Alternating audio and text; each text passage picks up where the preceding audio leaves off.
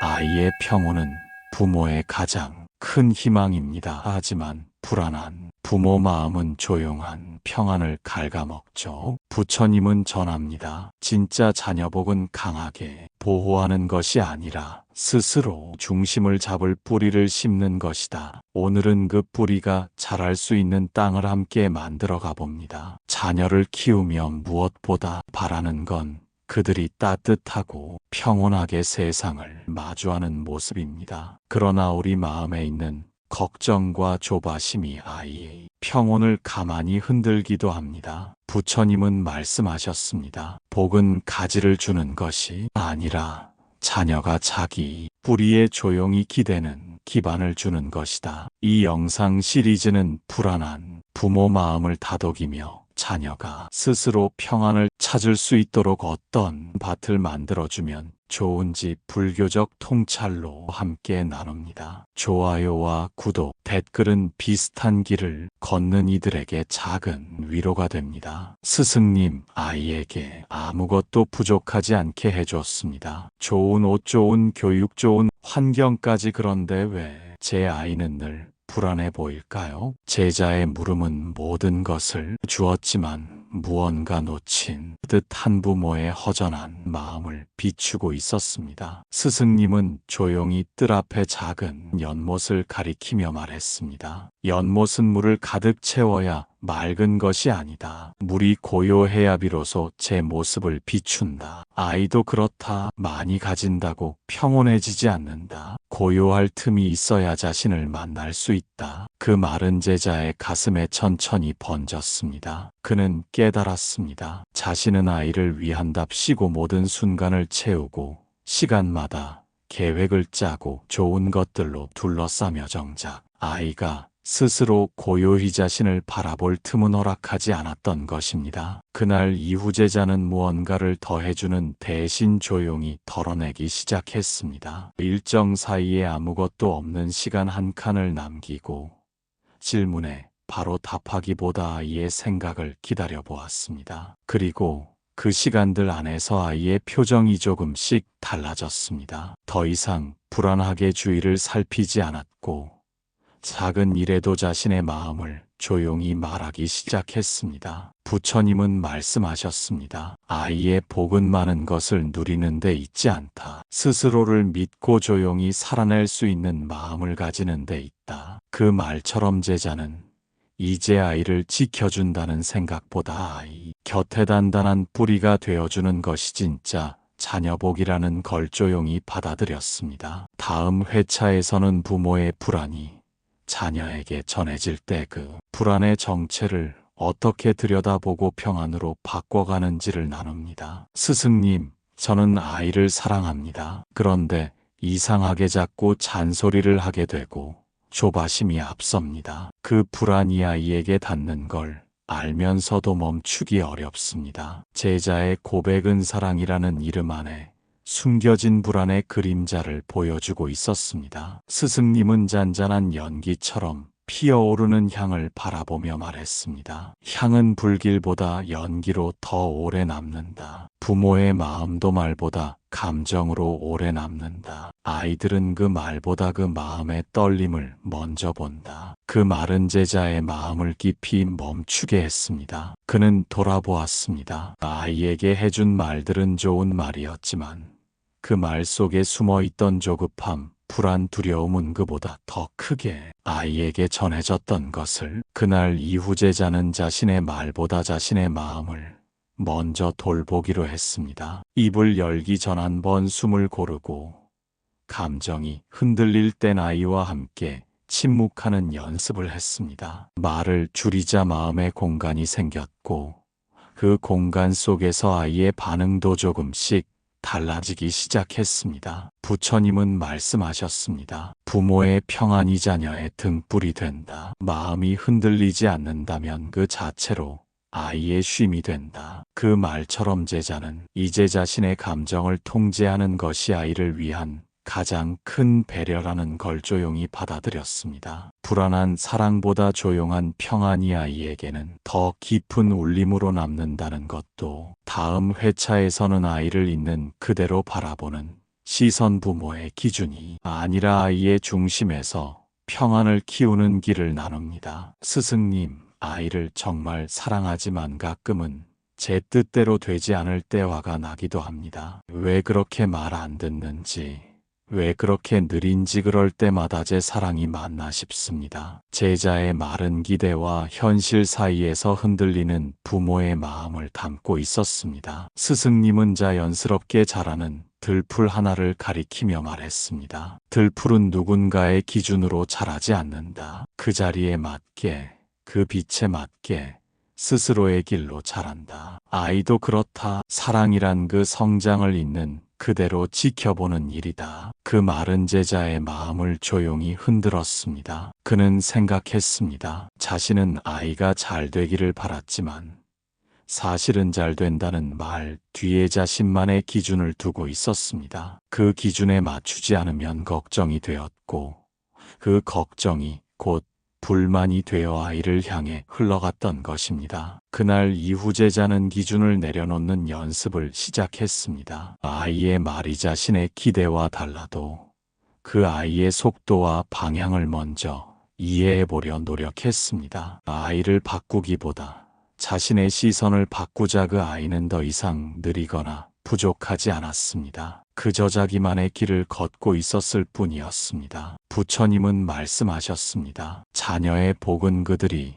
부모의 기준에 맞추는 데 있지 않다. 그들 안에 고유함을 평온히 지켜보는 데 있다. 그 말처럼 제자는 이제 사랑이란 무엇을 이루게 하는 일이 아니라 있는 그대로의 모습을 인정하고 바라보는 일이라는 걸 조용히 배워갔습니다. 그리고 그 인정 속에서 아이의 마음에도 조용한 평안이 찾아오기 시작했습니다. 다음 회차에서는 부모 자신의 내면, 아이 자녀를 이해하기 위해 먼저 나를 이해하는 과정에 대해 나눕니다. 스승님, 아이를 혼내고 나면 마음이 편치 않습니다. 나도 왜 그렇게 소리를 질렀는지 마치 내 안에 무언가가 불쑥 올라오는 기분이 듭니다. 제자의 마른 자녀와의 갈등 속에서 자신을 마주하게 되는 많은 부모의 마음을 대변했습니다. 스승님은 천천히 걷던 발걸음을 멈추고 말했습니다. 부모가 아이를 혼낼 때 나오는 말은 대개 아이가 아니라 자기 자신을 향해 있었다. 과거의 상처,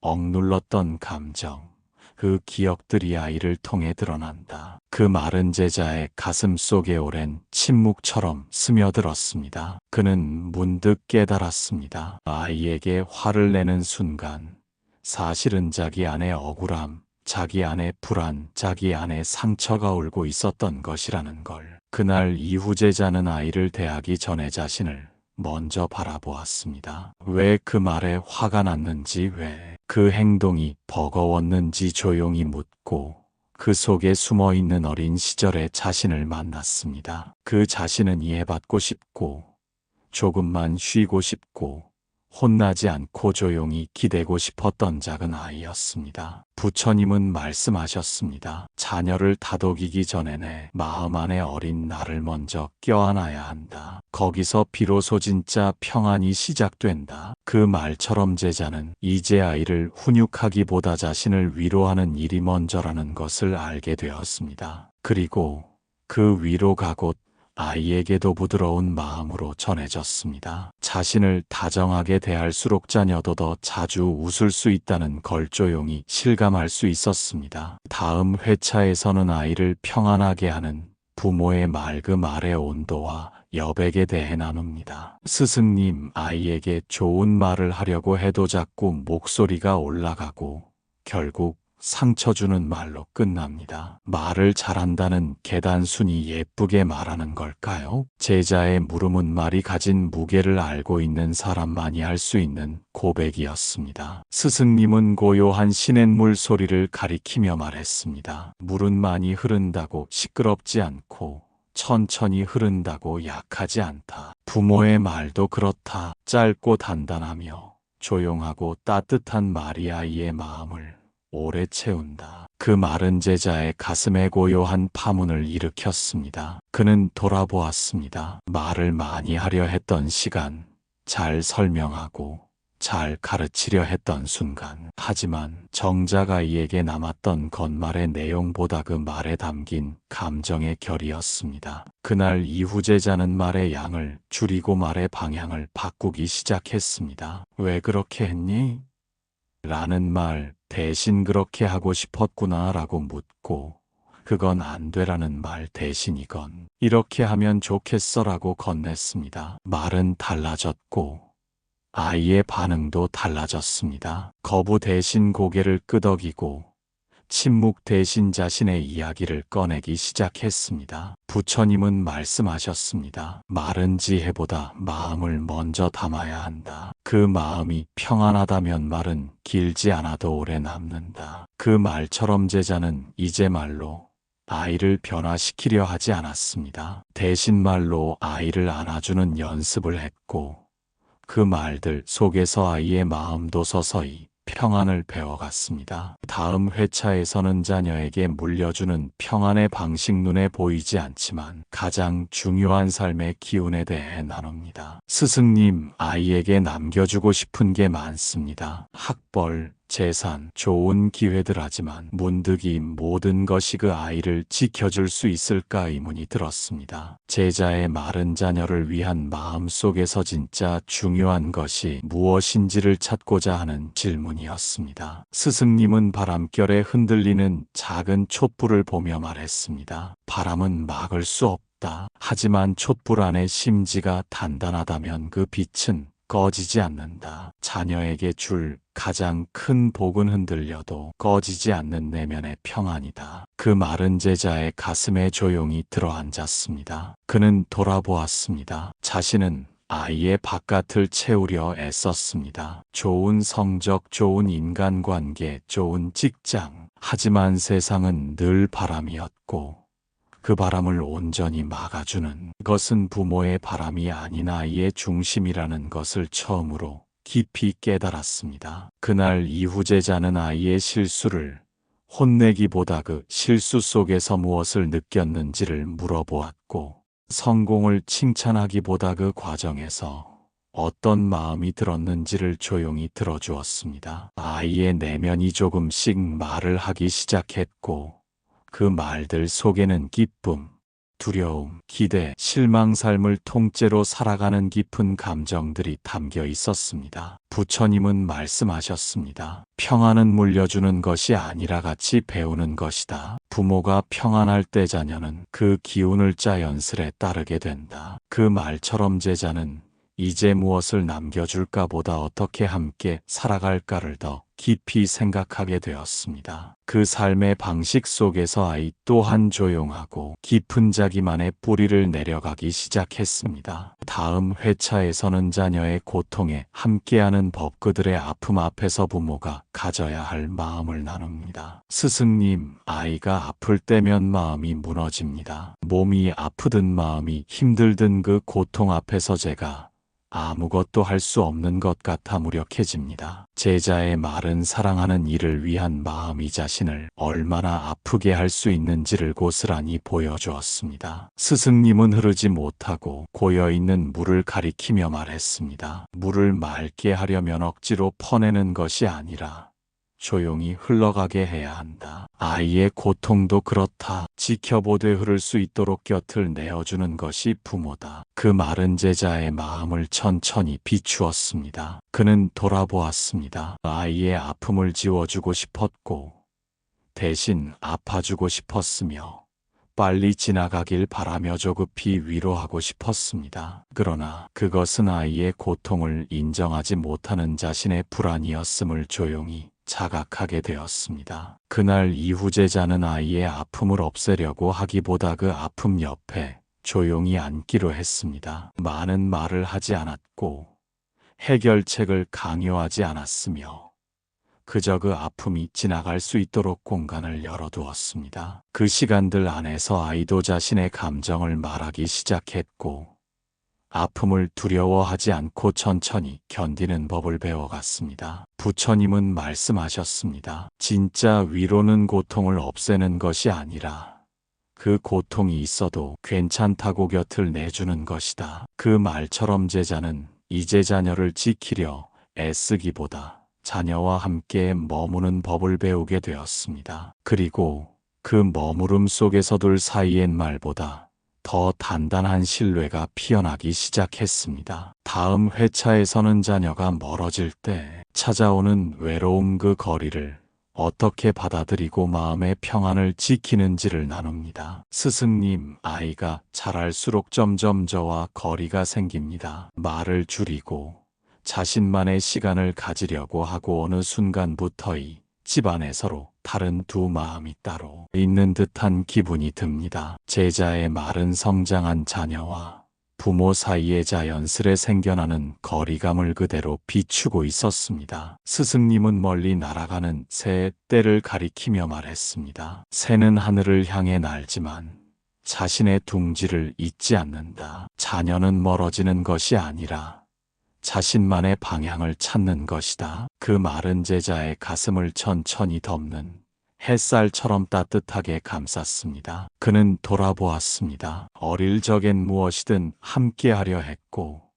서로를 중심에 두고 살았습니다. 하지만 이제는 아이의 삶의 자신이 중심이 아니라는 사실이 어쩐지 외롭게 느껴졌습니다. 그날 이후 제자는 거리를 받아들이는 연습을 시작했습니다. 조금 멀어진 대화 속에서도 존중을 잃지 않았고 스스로 시간을 정리할 수 있도록 공간을 열어두었습니다. 그리고 어느 날 말이 줄어든 아이가 불쑥 조용한 질문 하나를 건넸습니다. 아빠, 나 요즘 마음이 좀 힘들어. 그 순간 제자는 깨달았습니다. 거리가 멀어졌다고 해서 마음까지 멀어진 건 아니었음을 부처님은 말씀하셨습니다. 거리를 인정할 수 있는 부모는 가장 가까운 마음을 가진 이다. 그 말처럼 제자는 이제 자녀의 삶을 따라가기보다 자녀가 필요할 때 돌아올 수 있는 자리를 조용히 지키기로 했습니다. 그 자리는 말보다 깊은 신뢰를 담은 침묵의 품이 되었고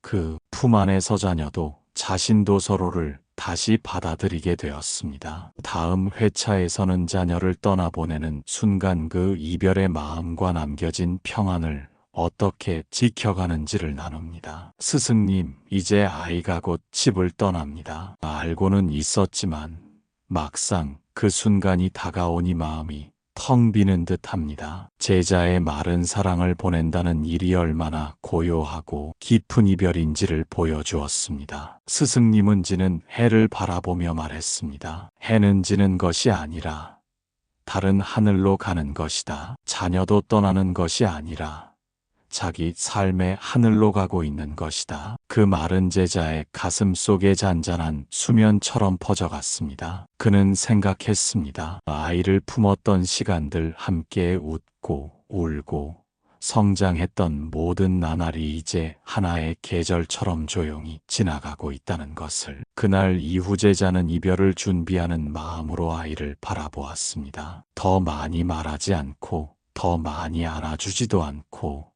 그 저 눈빛 하나로 마음을 전했습니다. 그러자 아이도 조용히 말했습니다. 아빠, 나도 두렵긴 해. 그래도 아빠가 있어서 용기 낼 수 있어. 그 말에 제자의 눈시울이 뜨거워졌습니다. 부처님은 말씀하셨습니다. 사랑은 머무름이 아니라 흐름이다. 흐르게 할 수 있을 때 그 사랑은 평안해진다. 그 말처럼 제자는 이제 자녀를 놓아주는 것이 사랑의 끝이 아니라 깊이가 되는 것임을 조용히 받아들였습니다. 아이를 위한 삶에서 이제는 자신의 평안으로 돌아갈 시간. 그 고요한 돌아섬이야말로 진정한 자녀복의 마지막 선물이었습니다. 다음 회차는 마지막입니다. 부모의 평안이 자녀의 삶에 남기는 흔적에 대해 나눕니다. 스승님, 이제 아이는 제 곁에 머무르지 않습니다. 하지만 가끔 아이의 말투나 습관이나 눈빛 속에서 저를 봅니다. 그럴 때면 문득 제가 아이에게 무엇을 남겼을까 돌아보게 됩니다. 제자의 마른 자녀를 떠나보낸 이후에야 비로소 보이는 마음의 흔적을 담고 있었습니다. 스승님은 오래된 나무 아래 앉아 말했습니다. 부모가 자녀에게 남기는 것은 말이 아니고 유산도 아니며 평안한 기운이다. 그 기운은 아이의 삶 깊은 곳에서 조용히 숨 쉰다. 그 마른 제자의 마음을 조용히 울렸습니다. 그는 돌아보았습니다. 아이를 위해 무엇을 해주었는지도 중요하지만 그보다 더 오래 남는 건어떤 기운으로 함께 있었는가 하는 것이었습니다. 화를 낼 때도 사랑을 줄 때도 침묵할 때조차도 그 순간에 담긴 자신의 감정의 결이 아이에게 그대로 스며들었던 것을 그날 이후 제자는 자신의 삶을 더 조용히 더 단단히 살아가기로 했습니다. 자녀가 옆에 있지 않더라도 그 삶의 모습이 멀리 있는 아이에게 고요한 등불이 될 수 있도록 부처님은 말씀하셨습니다. 부모의 평안은 자녀의 삶에 그림자처럼 남는다. 그 그림자가 따뜻하다면 자녀는 어떤 어둠 속에서도 길을 잃지 않는다. 그 말처럼 제자는 이제 자녀 복이란 아이의 삶을 바꾸는 것이 아니라 아이의 마음속에 조용한 평안을 남기는 것임을 온전히 받아들였습니다. 그리고 자신도 그 평안의 삶을 꾸준히 걸어가며 마지막까지 그 길을 보여주는 사람이 되기로 했습니다. 지금까지 함께 걸어온 자녀복과 평안의 길 위에서 당신도 부모로서 조금 더 다정한 사람이 되었기를, 그리고 조금 더 평온한 사람으로 남기를 마음으로 기원합니다.